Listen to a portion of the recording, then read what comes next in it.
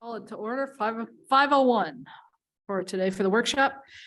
First thing we have, thanks to Al for the reminder, we have two sets of minutes to approve, the regular workshop minutes and then the closed session minutes. I think everybody's seen the regular minutes and now everybody has seen the closed session minutes. If anybody has any comments or edits on the closed session minutes, we have to go into a closed session to discuss them. So if nobody has any, that's fine, but if you do, let me know and we can do that. Otherwise, I would take a motion to approve both sets of minutes. I cannot make that motion of support because I was not present. All right, do we have a motion on both sets of minutes, the workshop minutes and the closed session minutes? So moved. You have support. Were there any comments on the regular workshop minutes? Seeing none. Any comments that necessitate us going into a closed session to discuss the closed session minutes? Seeing none. All in favor of approving both sets of minutes as presented? Say aye. Aye. I wasn't here. Am I allowed to vote? Yes, yes. Okay, yeah, aye. All right, the minutes, both sets of minutes are approved. I could have the closed session back, please. That takes us to financial report. Gary, you want to start? Now, I looked over the finance report.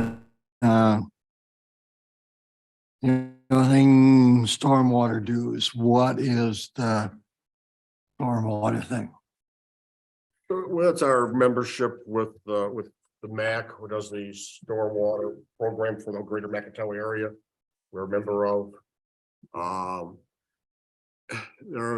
It's the stormwater or It covers the permit. permitting in the area, best agricultural practices, project clarities involved in there. Kelly Goward from the MAC, who's now assigned over to ODC, but ODC contracts with MAC, and we're part of the MAC, and these are our dues for that portion of the MAC project. That's an annual dues of, was it $4,000? No, stormwater dues are more than that. Really? Yeah, 11,330.66, but other than that, I didn't really see nothing else really jumped out as very unusual. Give me a second there, guys.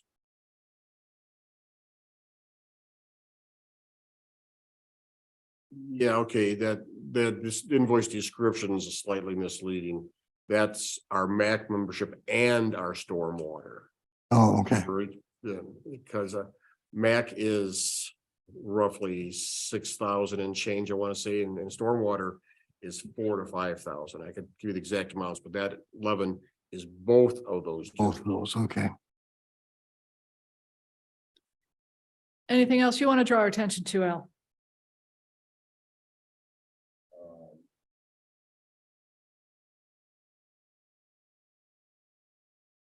I see a new starter for the generator. Yeah. We needed, the starter was beyond repair. Nicely came in at only 170. Yeah, but I'm gonna be talking to you about a new generator sometime this year. I mean, that one is 25 years plus. And it's nickel and diming us, so. I don't know what, got anybody else, anything that's jumping out at them? On the, I got a question on the general ledger Mhm. portion of it, page, first page, I think, yeah. On the bottom, we have, now, you might have answered this before, but I see fresh look video. Fresh look video. Pro, for filming or whatever, it's $4,400. Yes, they are doing the History. history projects for us now. Oh, okay. That was a cost that was being done by the Friends of the Felt Estate. But as you can see, it's a significant expense. We're trying to do 2 of those sessions a year. So that's coming out of the township's budget now. It's in this year's budget to do that under contracted services. It's not being paid for by the Friends of the Felt Estate any longer. They did that for the first year or so and spent 10 or 15,000. They're gonna go like, great program, we love it, love to support, you can still do it here, but we can't afford to keep on paying for it. Okay. Other questions? I have a question on for Axeman, was that The 25, was that for, There's 2,500 and 25,000. 25,000 was the tree clearing on Blue Star Highway for the new bike path. We had to get that done before April 1, or else we've been stopped.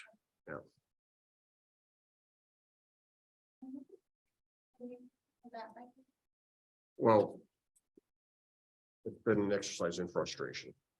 But we were hoped to be out for letting this month. That didn't happen because of something at MDOT. Because their staffing levels are a problem too. So right now we're shooting to be on the June letting, which letting means we go out for bid. Yeah, so the project has been let to bid. And MDOT does all that on this kind of project for us. So we're at their mercy for time scheduling.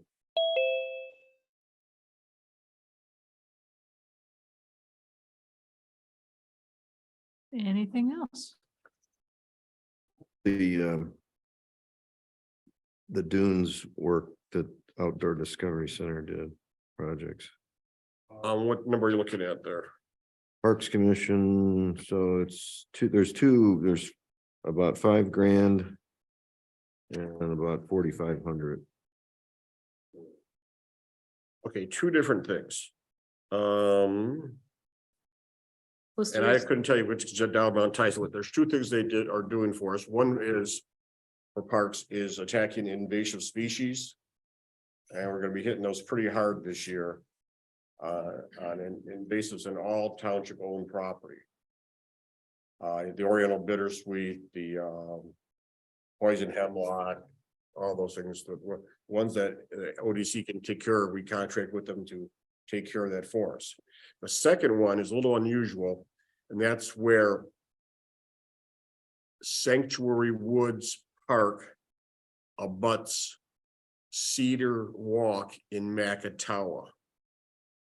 There was erosion been going on that it's been going on for some time, where the hill's been slipping down onto the roadway of Macatawa's people, and they've kept it clean. They've said over the couple of years, like, it's your property, it's our road. Can you do something here with us? So with ODC's looking at this, we said, can you do something to hold the soils and stuff in place? But there are ways of doing it, and put some vegetation in there and kind of landscape to hold it, stop the erosion. And we agreed to split the bill with Macatawa. So that's half of the bill. It's being a good neighbor. Yes, we work on it. And all these things go through Parks Commission, right? I'm not sure much I can talk about that. And this one's been going on for 3 years. I guess I didn't realize ODC does that kind of work. I know they do the invasives and stuff. Yeah, they do all sorts of things nature can wise, and talk about a good bang for the buck.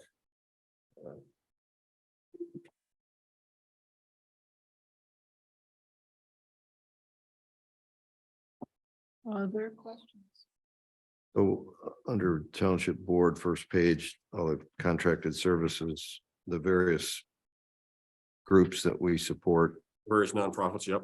yeah, those are all sort of the annual Yes. amounts. Like that's a one-time We'll see here, yep. payment, Mhm. and we just loaded them all up in April, right? Yes. And that's not all of them. That's all of them that I had requests sitting in my hopper. There are others ones out there that have not made a request of us yet. The most significant one I can think of, which is kind of curious, is Evergreen Commons. I think they might be between directors. I'm not positive of that, but they've not made a request yet. And they're a significant one. Other ones, these are the ones that have had submitted a request to us. So that's how that works. They submit us a request and then we fulfill their request. Is that? Generally speaking, a lot of these are repeats. Where, they just know that, hey, You know, we're here still, we're still doing this for you guys, and we keep going, and all these were on the list that we looked Yeah. at during the budget. Yep. Nothing beyond the list that the board saw. right. But not everything on that list has been funded yet. A lot of them originated way back when the state was given some pretty generous revenue sharing. Well. Yeah, well, I guess I won't. Yes. Well, Back when we used to get. Statutory revenue sharing, not just constitutional. Yeah, That's supposed to be temporary? Revenue sharing? No. No, this- I thought that the hold on it, on one of the, Oh, yeah. Well, there's two pieces, the constitutional revenue sharing. And there's statutory. Constitutional is in our state constitution that of all the sales tax money the state of Michigan collects, X% must be passed back down to cities and townships and villages. Cities and townships, I believe. I'm not sure about villages.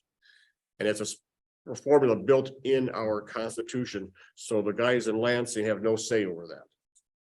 That's the constitutional revenue sharing. Then we have the statutory revenue sharing, which is when Gary was talking about, we used to get, where every year they would vote that, okay, in addition to that, we would give X more percent of the revenue sharing of the state sales tax money out. Well, that went bye-bye. many right, but years didn't ago. the state claim that that was, they were Yeah, going to, sure. to start then- back up? And Snyder brought some of it back with what's called CVT, cities, villages, and township, where of the 1,200 townships in the state, I think less than 100 get any of that. They've got to have a higher population and stuff like that. We don't get any. We've never got any CVT money.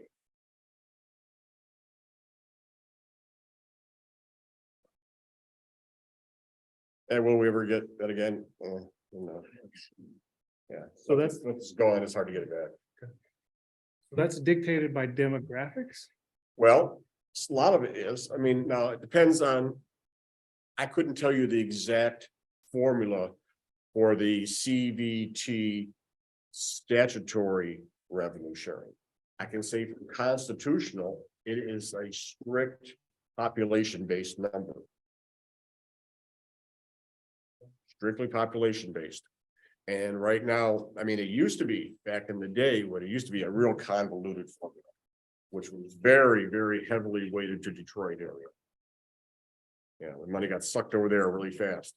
And it took years and years of negotiation and discussion to finally get that change to go to a strictly population-based revenue sharing for the constitutional spread.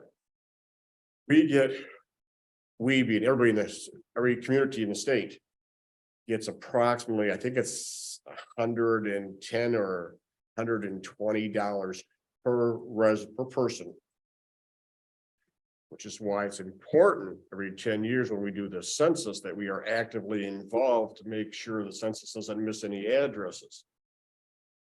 Because if you looked at, I don't have the budget in front of me, but I think we're projecting like 700,000 in revenue sharing this year.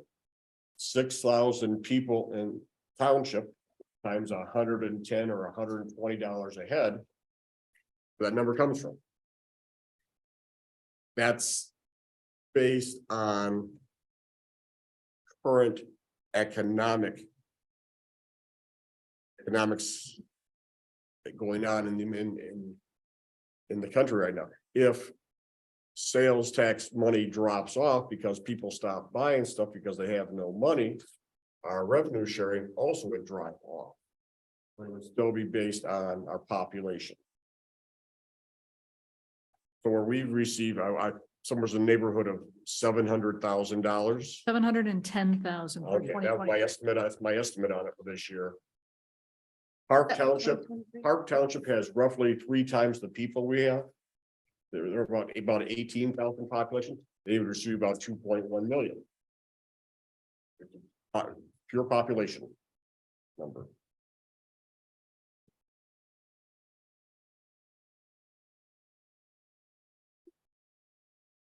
comments on the bills?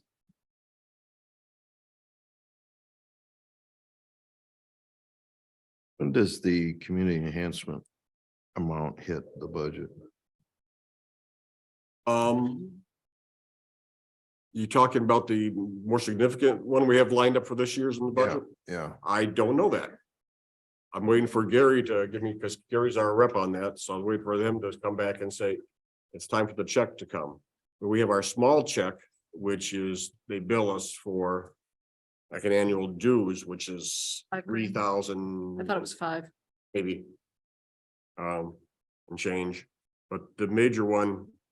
We have, no, I think 2 communities so far have signed up and said yes to the challenge. 3, we need one more.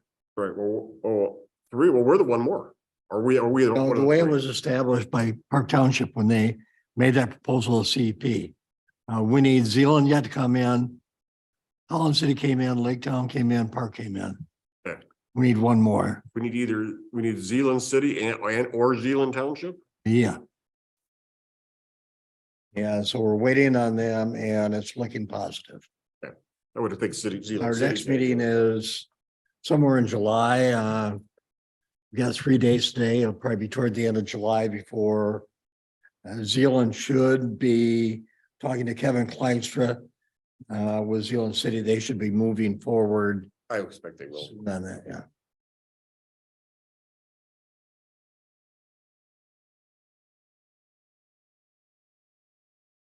Other questions? All right, well, we'll close that for right now. If you got questions between now and the board meeting, let Al know, or we'll bring it up back at the board meeting.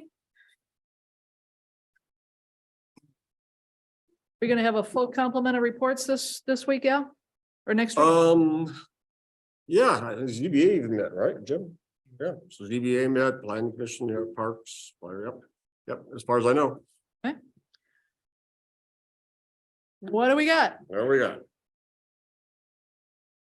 Well, we have Are these ones? 3 different agreements Those are the ones that were approved, or these are old ones? in reference to the Scoffnar PUD, which now has gotten approval. Third Planning Commission and has gone to the permitting process of the state of Michigan. So the first one is the PUD agreement. We require all new planning unit developments to sign with us. This gives us some control over the development to make sure it gets built as they present it to the planning commission. And as Linda, I'm sure could tell you, by having this in the form of an agreement, if they don't do what they say they're due, not only if we look at it as being a zoning violation, but we can look at it as being breach of contract. Which is much rather argue in court if need be. Another one I just passed out to you was the private road maintenance agreement. That basically says that they're going to take care of all their own private road maintenance. But if they neglect it and it falls in disrepair, we can step in and make it right and assess the cost to the property owners in the development.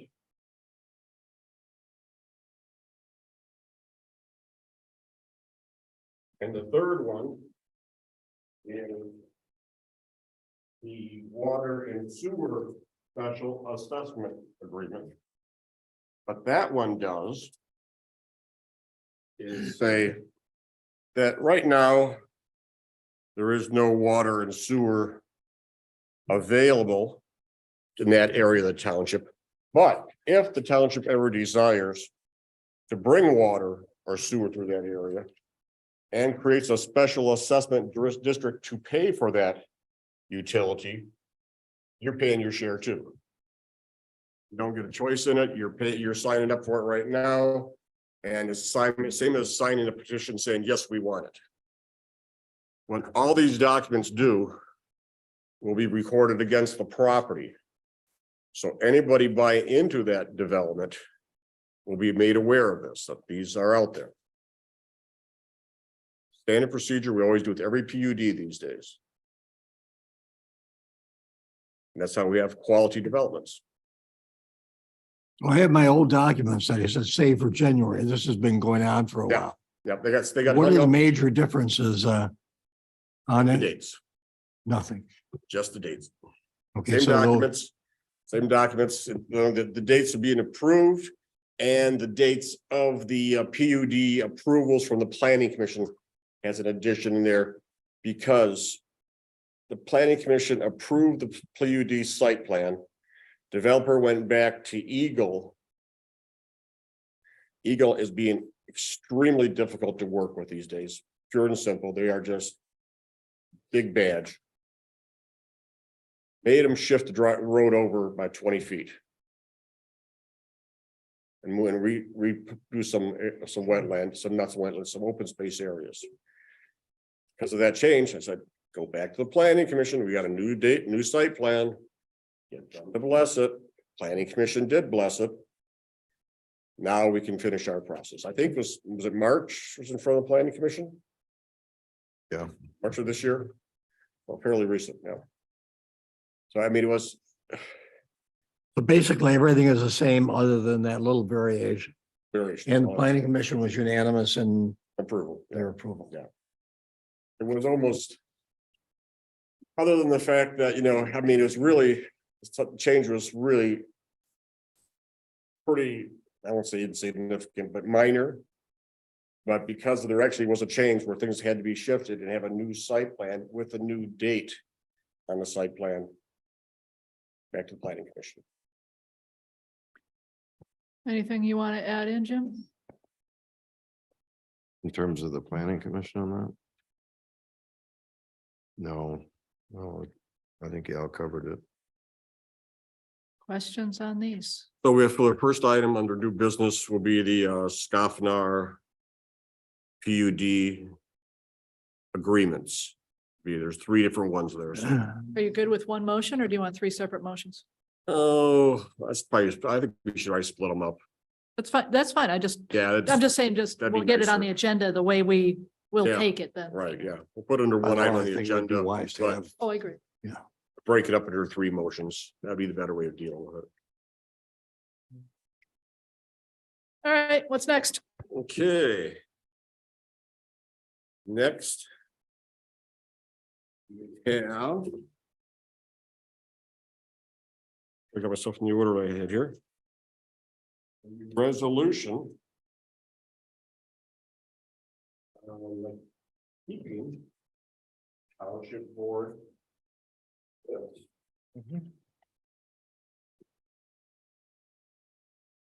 Whether we have Ron draft an opinion on that, like what should be in the minutes. And then reading that opinion from him, that can you kind of craft that into a resolution for us?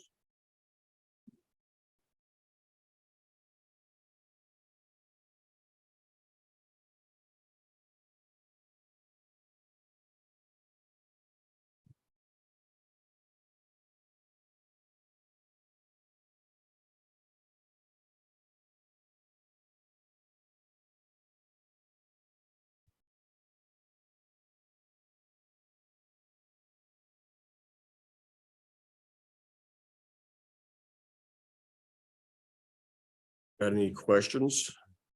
Right answer? I think, he stated this from the law, is that correct, or from the He- precedent that's been established for these minutes? He leans heavily on MTA guidance That and doesn't- the law, because there are certain things that must be in the minutes Sure, yeah. by law. But that doesn't require us to adopt this. Just No. because. The law We can does have not our re- own, yeah. If The you law look, does not require this. if you look at paragraph 3, Jim. Yeah. He recites the pieces that have to be. Oh, in yeah, there. yeah, I understand that. Oh, yeah. okay. I'm just saying, we don't have to adopt the exact thing that the law, doesn't, because the law doesn't require us to have a particular level of detail in that, doesn't mean that we have to do that exactly. We can't go under what the law requires. Yeah. And in his opinion, I think his recommendation was a little bit actually more truncated on the public comment, you know, a time where it starts, a time where it stops, and the number of people, as opposed to trying to summarize, if I recall the opinion he wrote. And in fact, he warned against doing that. Based on the MTA publication.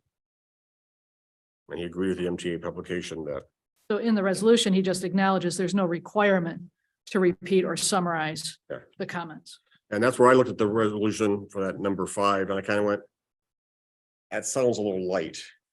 I don't think it really spells it out clear enough. My opinion, guys, do what you want to do, you know. I know Mr. Hayden back there would like some real clear guidance on what he's supposed to do. Remember, you're the clerk. This is your Yeah, so- bailiwick.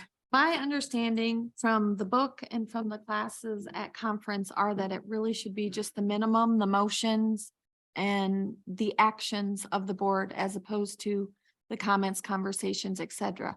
And that when you include them, it should just be kept very general, but lack specifics, and it should lack, when giving even citizens comments at public hearing, names should never be included. That's one thing that really stood out, not to include names. Jim? Historically, if you look at the minutes, though, they're very detailed minutes. You know, and I think that we should still adopt that because people tend to look at these minutes.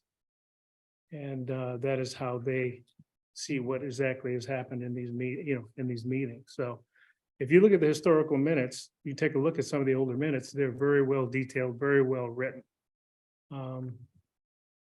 I can, just for clarification, Yep. what are you referencing? What minutes? Oh, I can get you some minutes that are more detailed than the ones that we have presented of late. And I've been, I've been coming to meetings for a long time and I've been looking at minutes for a long time. I'm just saying they've been more detailed. Well, I understand. My understanding is that the board's minutes are much more the actions of the board as opposed to ZBA and some of the other, which are much more specific. Yeah, I know. ZBAs are specific, but I'm talking about these minutes of this board have been more detailed. Gary, you wanted to jump in? I'm a part of history. I've been on the board for 31 years. And they've gone through. Some are more, it kind of depends, but generally, when I look at what has to be published by the clerk in the Sentinel, by any clerk, whether it's Holland City, Olive Township, any of the townships, they are very broad. They're not the specific, so that's just my 2 cents. Kind of similar. I looked at a few other townships and cities to see what their minutes look like, and they were very brief. Kind of like they kind of fell in line with this resolution.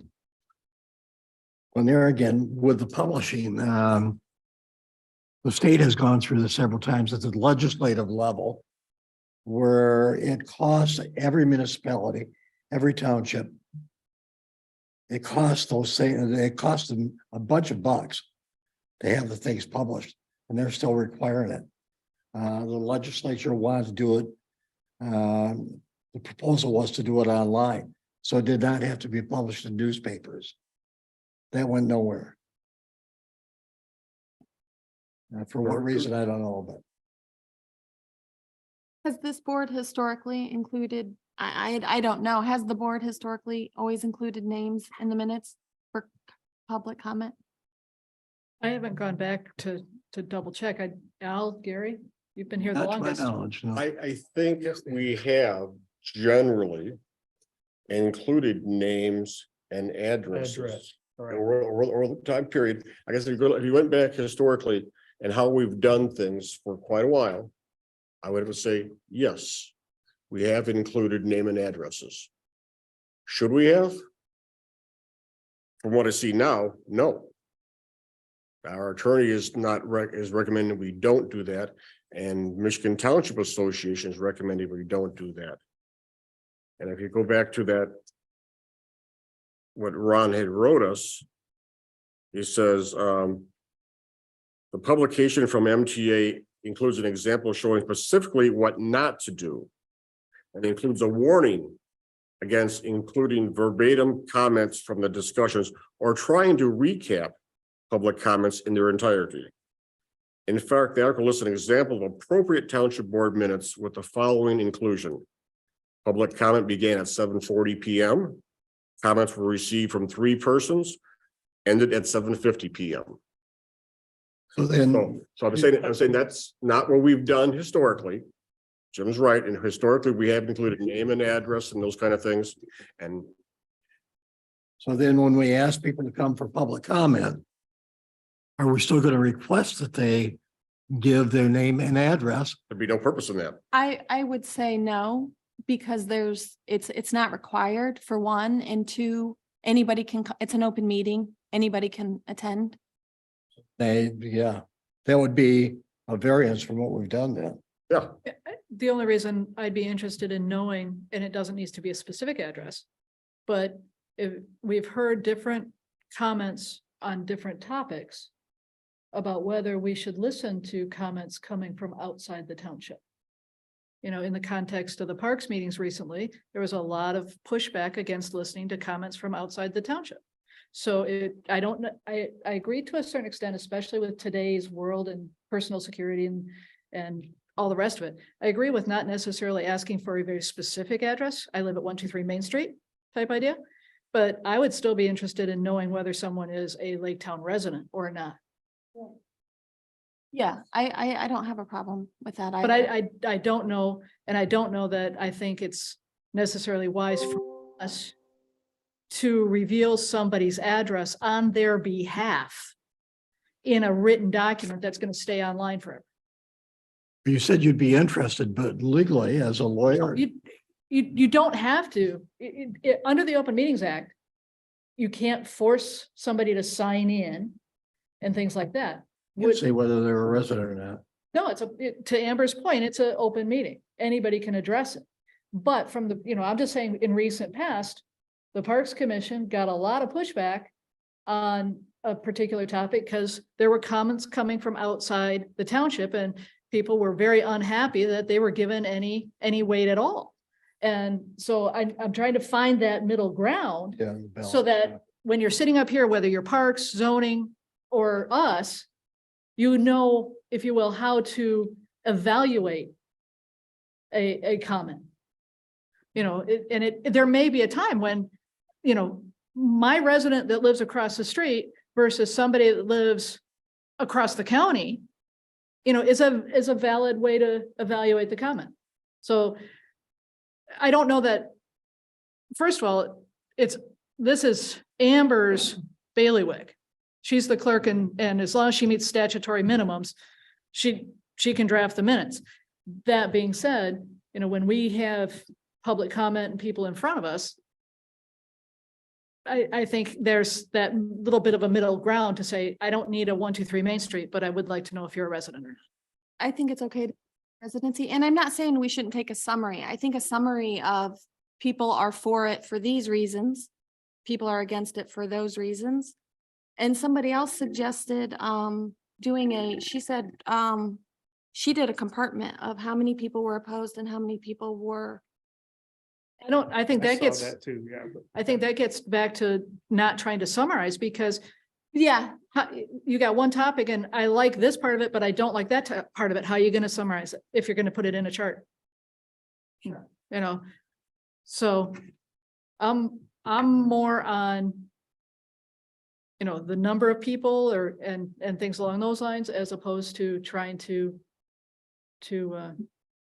itemize all the comments. I don't think they all have to be itemized.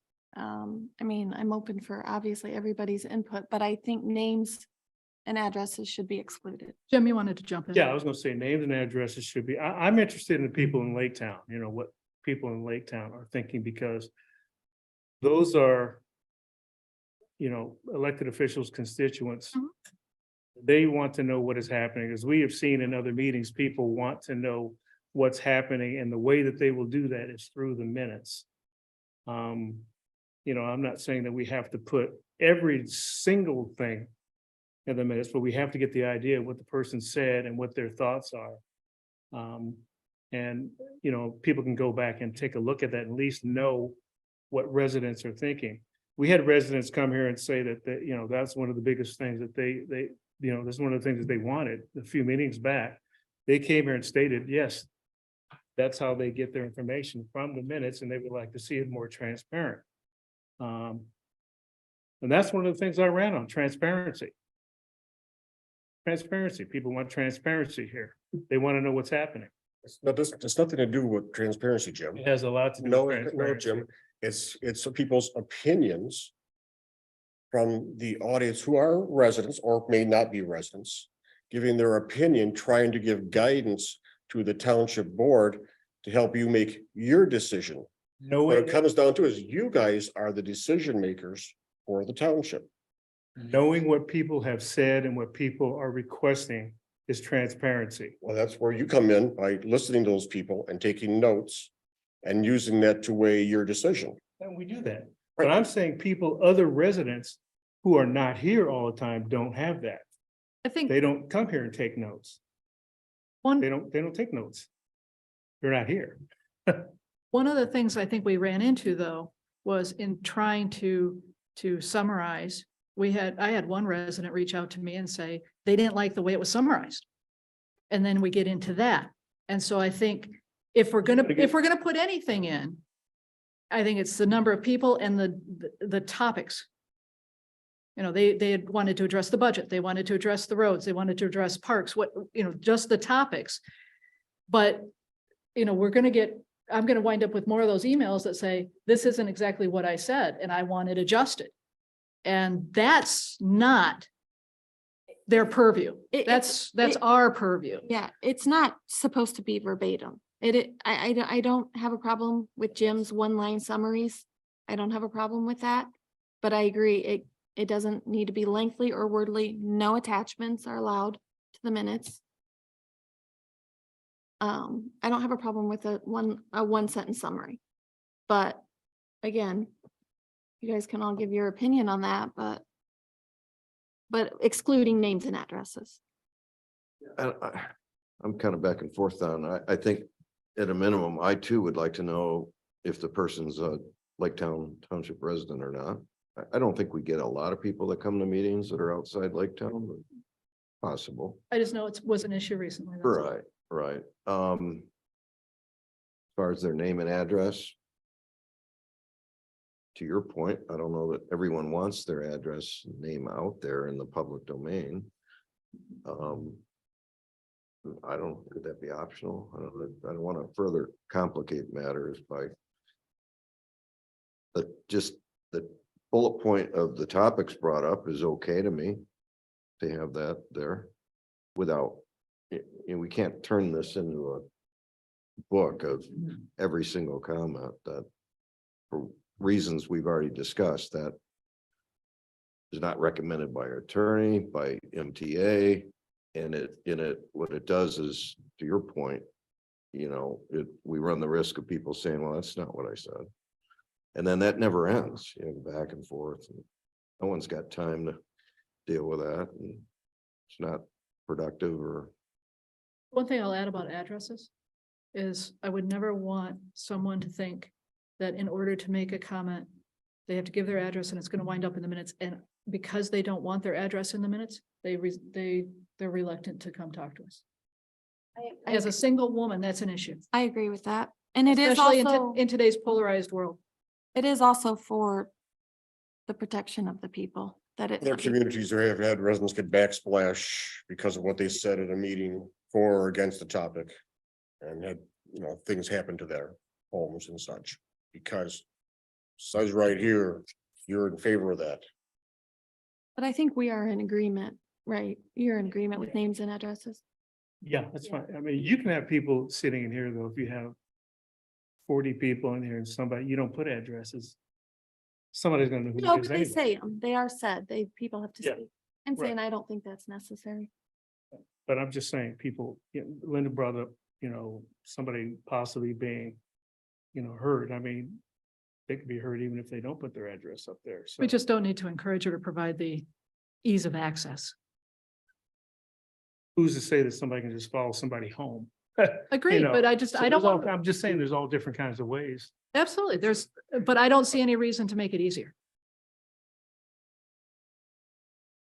You want people's address given? I'm, I just want the right information and transparency. That's what I want. Doesn't necessarily have to have people's, addresses or whatever down, but names, what their thoughts are. I'm more inclined with number of speakers and topics, because then, Jim, to your point, if somebody's reading the minutes, they know that that topic was discussed. I don't know that they need it attached to a particular person. If the issue is transparency, that this topic was brought up and discussed and heard by the board, the topic itself gives that information. The Fair fact that it came from Jim Delaney or somebody else, that doesn't really add much. That's fair. So I'm just, my thing is information. Information for residents to get and the right information. Because like I said, people came here and that's one of the points where people just aren't getting enough information. And that's how they get their information, from the minutes. So number of speakers and the topics covered? Is that where we're aiming, landing? I think even just sometimes they talk about the minutes started at a specific time and ended at a specific time.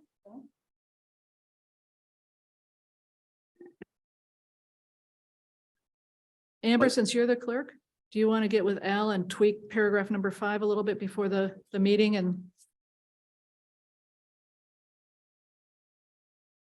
Get together and get that out and circulate it via email. Alrighty, and then we'll put that under new business? on the agenda. That's what I needed to hear. What else we got, Al? Just a moment. We have to accept with regrets the resignation of Tom Schuff from the Parks Commission. That's the only piece of that we really need to do right now. But that's ought to be on the agenda, to accept Tom's resignation. And that's because he's moving out of the township. Not include this in my email last week because I didn't have it. But I have received 6 an email or a letter from 6 people wanting to fill that position. We've not advertised it. It's just been in the newsletter that Todd would be resigning. These 6 people have contacted so far. That's it. Wanting to fill those shoes. So my question for you, I don't know if you want to discuss it today or not. But how do you want to go about the process of selecting? Because will be your appointment. The township board will appoint the replacement at the Parks Commission. Township board does the appointment. You can ask advice of Parks Commission. However, but I'm looking at interviewing or going through these and whittling the 6 down to a lesser number. Maybe we want to discuss this a little more next week at the board meeting. You work out a game plan. But the clock is ticking. We're supposed to fill the position within 45 days, or else the governor can step in and fill the position. We know that she's got nothing else to do right now, so she'll be right on this. So it's 45 days by law.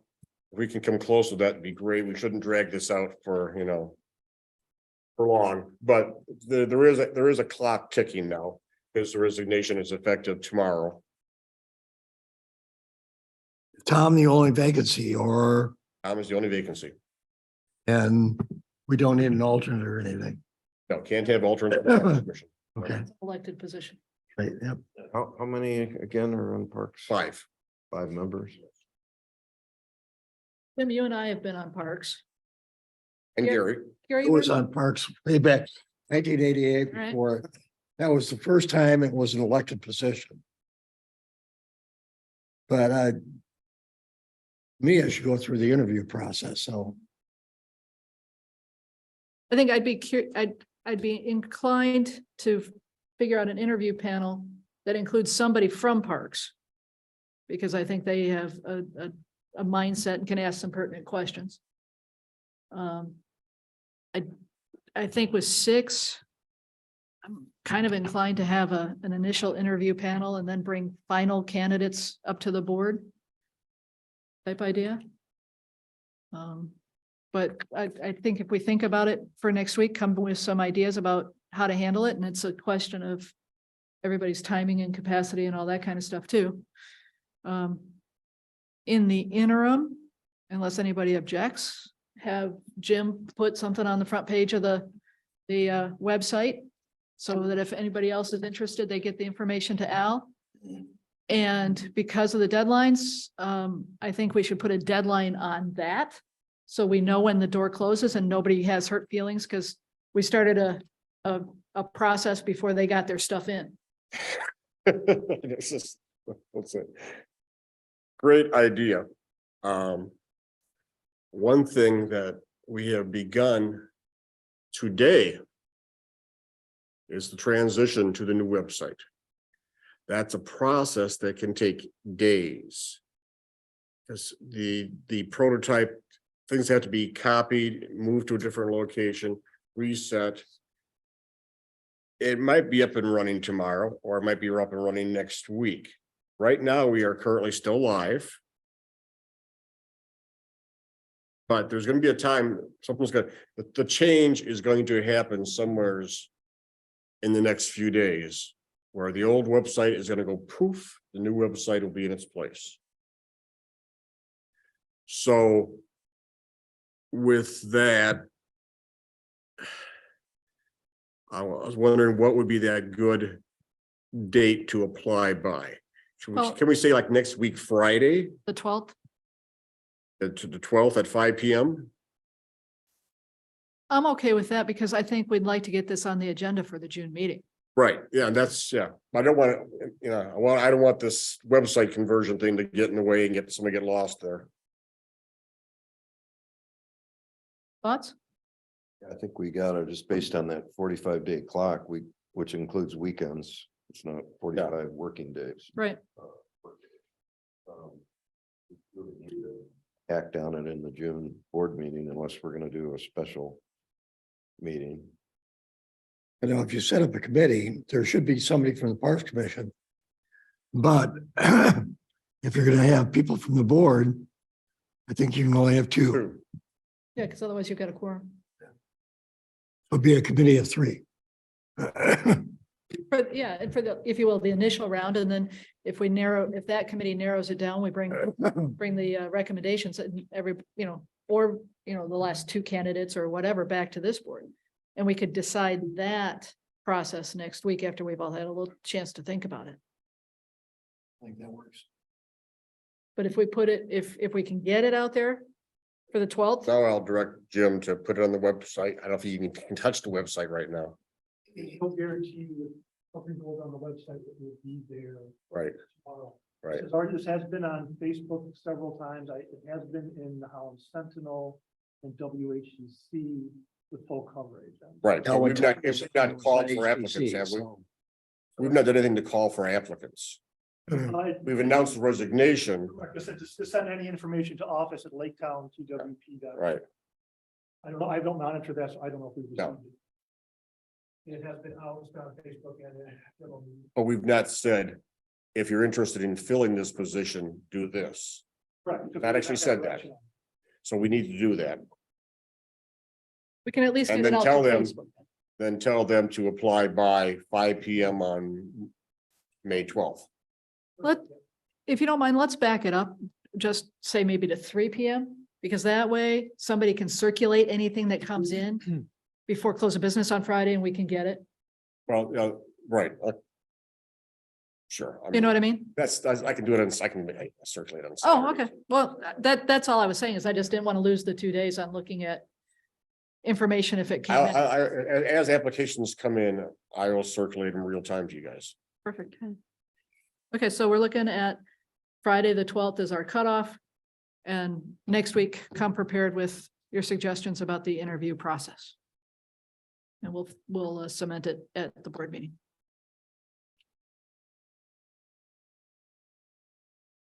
What else you got, Al? Holland Water Agreement, as you know, you guys have approved that, and I believe it's going to be going in front of Holland BPW this week or next week, and then the following week in front of City Council. So that should get wrapped up the month of May, so sometime later in May, 1st of June, I'll have signature copies for us to, but it's making through the process. So the city's getting close to their approval on it also. So I've got that, and our Semco franchise, Ron has actually gotten working on that already. Has given me a rewrite, what he thinks should be in there. I've not gotten back to Semco with that yet, but I will do that and start discussing the matter with Semco. And hopefully, have something in front of you for June, Does the current franchise expire? end of the year. So we got a lot of time to work on this, but if we can ramp it up easy, it's great, you know. There shouldn't be too much pushback because everything that Ron's put into his rewrite of the draft has been approved by Semco and some of their community. So they can really have a hard time saying why they're not going to do it for us. Anything else? That's all. I have one question. Were we gonna talk about the homestead tax credit at some point? Homestead, what the letter from the border review. Yeah, I discussed that with Heather, and she's fine on waiting until next year in January when we do the resolution again. You just did the resolution in January. It says 50%. She says, right now, at this point, it's not gonna make any difference, really. There's no sense in redoing the resolution. But she agrees that the 100% should be in there instead of 50%. And we could take care of that in January of 24. So put that in your memory box to just to change that. Making a note. Yeah, yeah. But so the last time we did was January of 23. It's one of those once a year resolutions we have to do. Okay. Do it in 24, it'd be fine. Gary, And then just a reminder from Doug about Wayne Montema's retirement on Saturday. You want to make an Years, Doug? announcement about that? Yeah, fire station. how many years has he been with us? 50. 50. Good round number.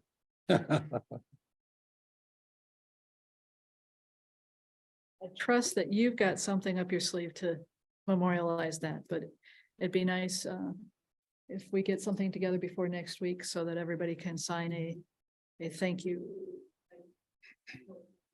50 years of dedication to our township is something pretty spectacular. Yeah. Especially when it involves running into burning buildings. Other things from the board before we go to citizen comments? All right, first go is for folks in the room. Want me to run a timer? Or- Yeah, please. Hello, I am a resident. I'm Mary Jo Bertolino. I am also one of the people that wrote a letter stating my interest in the position on parks. I haven't been coming to the board meetings. I've been busy with my own life, so now I'm getting involved. And I'd like to see some more transparency in the form of, okay, you guys will get papers, meeting minutes, whatever. We don't get them, we don't see them, and it's hard for us to follow along what you have approved, what you haven't approved. Also, the papers that come through with these agreements. There are two things on those agreements that I have some comments on. The private road maintenance agreement. We've done this with a previous house, and we had to turn over our roads to the town. And it was because of the school buses and snow plowing. So just keep that in mind. The water and sewer agreements, we also went through that in our subdivision. And I do believe that should be something, if it's for a subdivision, a new area, that it should be something put in front of those residents and not just forced upon them. It's very expensive. It costs money to run it in front of their houses. And then to hook up, it costs money for them to hook up to their houses. So it's very, very expensive. I like the idea that you don't require the addresses for the names, but I'm already in there. Let's see, was something else. Oh, last thing. I understand that there is some money that was set aside by the federal government towards the COVID relief for 501c3s. And I would really like to see money that has been assigned for you to disperse to go to Fell in Love Farms. They are a 501c3. They were severely affected by the COVID shutdown. And last year they went through getting a special use permit. And they were also limited as to what times they could open and what times they close. They have been also severely affected by that also. School buses cannot get to their farm until 10 o'clock in the morning. And it, with the dropping kids off and picking kids up, it just doesn't work. They need a little bit more leeway for school buses that come in for the field trips. So like I said, the Fell in Love Farms is severely affected. I know that they've been going through their retirement funds to pay for just routine expenses. Thank you.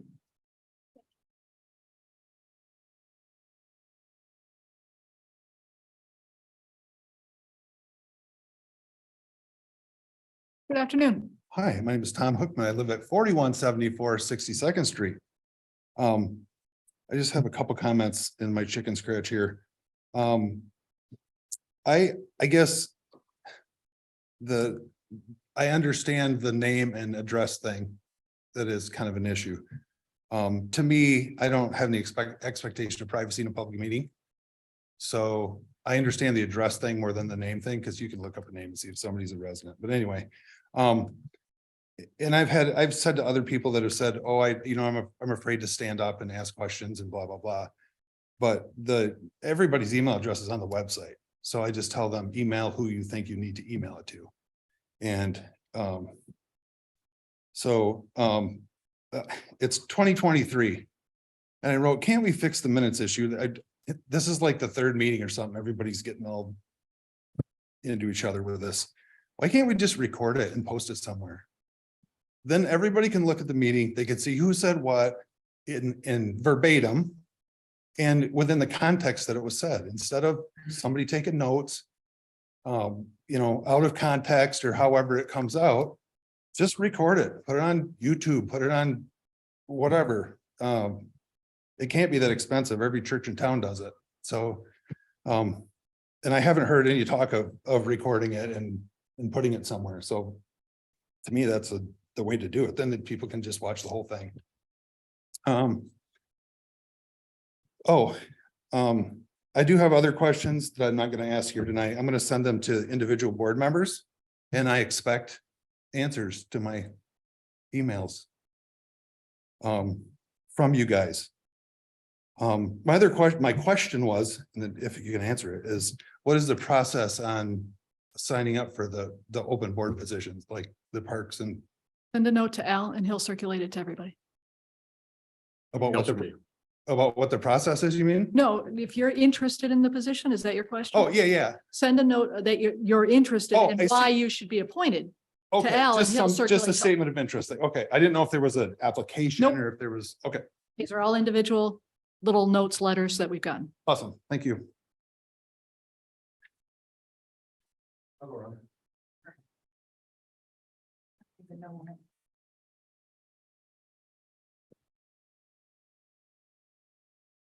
Modified my comments completely. I'm one of the folks that talk all the time. You guys receive letters, you receive my comments and all this good stuff, so you know me. The reason why I always say Karen in my address is because I got pounded the first couple of times I attended meetings about 10 years ago. So historically, we had to give our name, we had to give our address. For me, whatever you decide is fine. My name, but have resident beside it. And even if somebody just came up and said, I'm a resident, at least you know that I've got some validity here. The one portion of your agenda, and I understand Robert's rules, the one thing that is missing in all these conversations, which is a big hole, which is a big issue for me, is I currently have to come to the meeting, stand up in front of you, say what I want to have to say, you hear it, and I walk away. I don't care how you record it. You can say Karen's not being listened to. You can say whatever you want to transcribe that to. My problem is I don't want to be here every day. I don't want to be here every Wednesday. I don't want to have to listen to you guys. I enjoy, because the written word is much more communicative in all generations than somebody taking the time to come here before you. So as you're thinking about how you're going to do it, what I would like to know is if I send a letter addressing items that are going to be on your agenda, if it's not recognized in your minutes, even if it says Karen received correspondence from Karen, that's fine. At least you have it. My issue is listening to past meetings and conversation that goes before you. I am not confident that mail that's received to the board members individually or all together, or if they're forwarded to the Laketown Township, are shared amongst you. How do I know that you've read my comments for a particular board meeting? That's the only thing I care about. Linda is exactly right. If I come before the board with a comment, I just want to be heard. It shouldn't be just my voice. So when I asked Amber March 9th, what were your procedures for written communication for the board meeting? Just what your procedures are. I haven't received anything. All I want to know is if I do send a letter to the township that Jim Hayden goes and he passes it to Al, and Al decides, is this a board member? Or is this just me saying, Al, my road just needs fixed? And it goes to the board. You all need to decide to make sure I'm reassured that every single one of you have read my letter, because it's the same weight as me standing before you. That's the gray area for me, because it's never spoken. So all the hoopla not too long ago about comments made by some people, 4 times somebody said, well, do you have a copy of this paper? Do you have a copy of this paper? I watched all those meetings. Every single one of you all received via email or written form that letter from Tara that started this whole thing. So my thought goes, every single one of y'all received this. Nobody knows anything about it. What's the deal? Which makes me, it just wastes everybody's time. So as you're thinking about what you want to do and how you want to address your Robert's rules, ensure and make sure that you're taking into account all written resident communication to you guys. It is equally or more important. The second thing is Jim's website is already on the website. I've seen it for a couple of weeks. I've watched all the updates. There are a lot of good things that have been modified, but I would I had already started a letter to Jim for this website. Some of the communication and the transparency questions that are in there, his website is just kind of reshuffled with pretty pictures. And as a resident who always looks on the website, I would love to offer, and I actually have a letter for that, because really what you're doing is just releasing the same thing. The other thing is if he has to change pictures with Tom Shuff, you might as well wait until Tom's replacement is placed. Otherwise, he's got to write a whole new write-up, Thank you, Karen. written words. Thank you. Anyone else in the room? Good afternoon. Hi, just a comment about, why don't you just make the addresses optional? The people don't have to give them, but if they want to, they can. I mean, that's pretty simple. If they want to say their address, they can. So instead of making a hard, fast rule, let's make it optional. Fell in Love Farms, talking about that. We give money, donations to other groups. I'm questioning why we don't give money to them, or maybe we do. But if they're struggling for decisions that the board made, a little bit of the board made, why are we giving them money if they're a nonprofit rather than Evergreens Commons or some of the other 501Cs in the area? They're right in the township. I was at a few of the meetings when there's some decisions that were made about hours, complaints from the neighbors. Why aren't we giving them some funds that basically are taxpayer funds that go to these 501Cs? Why are we giving them some money? I think that should be looked at, and I'd like to have an answer on that. There was one more thing I was gonna say, and now I can't remember. Oh, Tom, his retirement. So it's an elected position once it comes up at an election. So the board's gonna appoint somebody and you're gonna have an interview board. Why don't you have a few residents on the board? Is that illegal? Or could you have some residents on the board that get some input because it's an elected position? You guys were talking about a board of 3 and appointing someone. Why don't you have some residents, 3 residents on the board, so the residents can have some input into that? Seems to me that'd be pretty transparent instead of you guys just choosing somebody that you want. Thank you. Thank you. All right. Keys iPhone. Hi, this is Tara Toner. I just wanted to comment on some of the, I guess, the meeting minutes discussion that was going on. I think one thing that, I think that the meeting minutes could be brief. Again, if you had like the video recordings that you're already doing, I'm participating on via Zoom, I'm able to watch and listen in. I think the meeting minutes could be as the bare minimum required by law.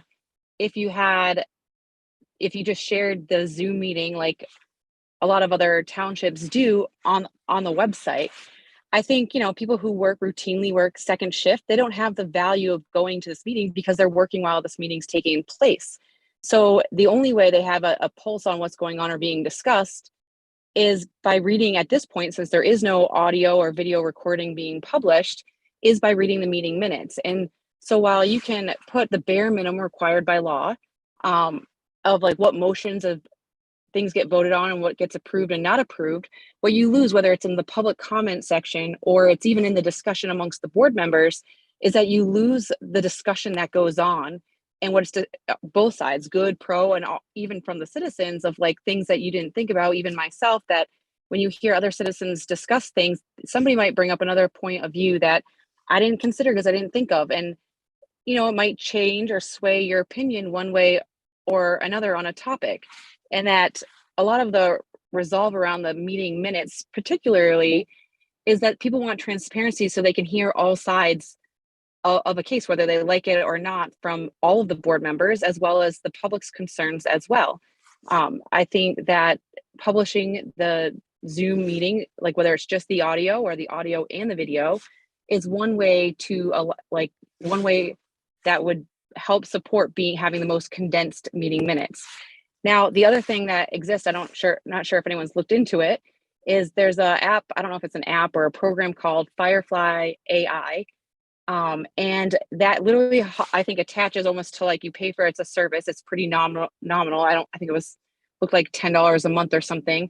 And while you are recording the Zoom call, it is automatically listening to the audio at the meeting and anyone who's speaking. And it automatically generates all of like a dictation of everything that is spoken during the meeting minutes. So I understand from like Amber's standpoint of being a clerk and wanting to be, it's cumbersome to take the meeting minutes. I've, worked and nobody wants to be the meeting minute taker because, it creates a lot of time and work and effort into it. With technologies these days, I don't think it's a value add for her time to do that.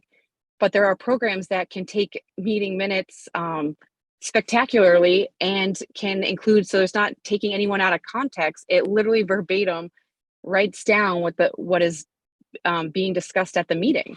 So I think if, we have technology out there that could help assist us in taking an accurate record of what is discussed at the meeting, whether through, an app or just simply posting and recording the actual Zoom calls that you're already providing the public to join in this route.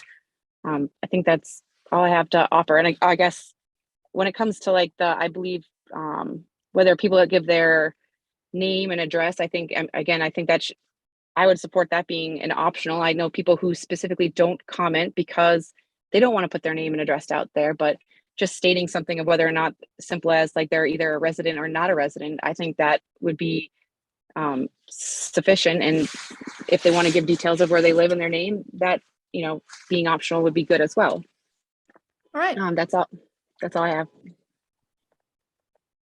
I don't see any other hands up on my screen. Jim, you got anything? Nope. All right.